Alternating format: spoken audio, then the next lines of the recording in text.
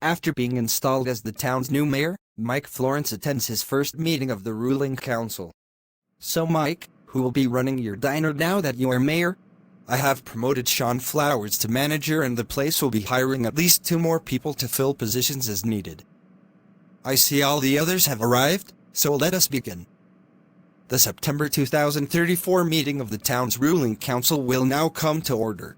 The first order of business is to reduce sales taxes, as I promised the voters I would do in my campaign. I've already made a history of sales taxes in this town. Look at it. Wayne Bentley hands out the papers to the other members of the ruling council. So according to this, sales taxes were about 6% before my ex-husband became mayor, which is typical for Texas locations.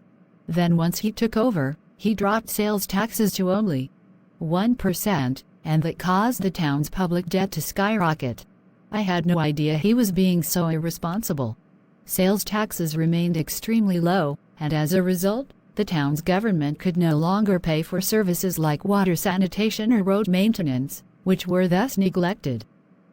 And in the case of the waterworks, they were actually sabotaged by your son. I don't need a reminder. But funding for the police force was increased. Public debt of the town reached over $100 million by the time Sandy Smith was elected to her first term as mayor. To restore funding for the neglected town services, she rose sales taxes to about 10%. I remember Sandy telling me she was reluctant to raise taxes too high because she feared a public backlash. That's why the town's public debt remained unpaid. When I became mayor after her, I realized that the same problem would apply to me, even though I had promised to pay down the public debt. But I couldn't do it. Nor could I reduce public services without also getting a public backlash. No wonder you resigned as mayor. And once Mrs. Smith became mayor again, it is clear she never intended to serve another term, so she threw caution to the wind and hiked up sales taxes to over 20% to try to pay down some of the public debt. And that was before she got involved in building the new solar and wind power station outside the town, which cost us many millions of dollars. But, in my opinion, worth every penny. I love the idea of screwing over the fossil fuel companies. Driving up the tax rates higher than ever did trigger a public backlash, resulting in my campaign for mayor and then me being elected. So, how are we going to fix this? I think it's imperative we lower sales taxes again, but not too low. The public debt must still be paid down. I have calculated that if we lower the sales taxes to 12%, we can properly fund all the town's services, including that green power station, and still pay down the public debt in about 60 years. There is no harm in having a public debt as long as we don't keep increasing it and then having interest payments on the debt eat up our budgetary resources. 60 years? That seems like an awfully long time.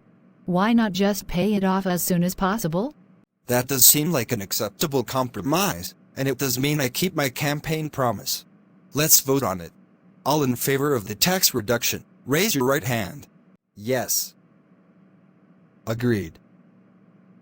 Agreed. Yes. No. So the vote is 4-1 in favor of the tax reduction. So be it. We will print out the new ordinance and they will sign it. Meanwhile, in Arlington, Texas. Deborah, I will tolerate no more backtalk from you. In order to do well in our society, you must learn to be a respectable lady. This Christian school will teach you how to do that. It's for your own good.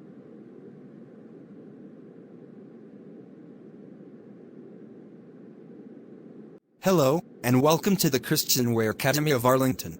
I am Paul Smith, the principal of the school. Let me assure you that your daughter will be in good hands.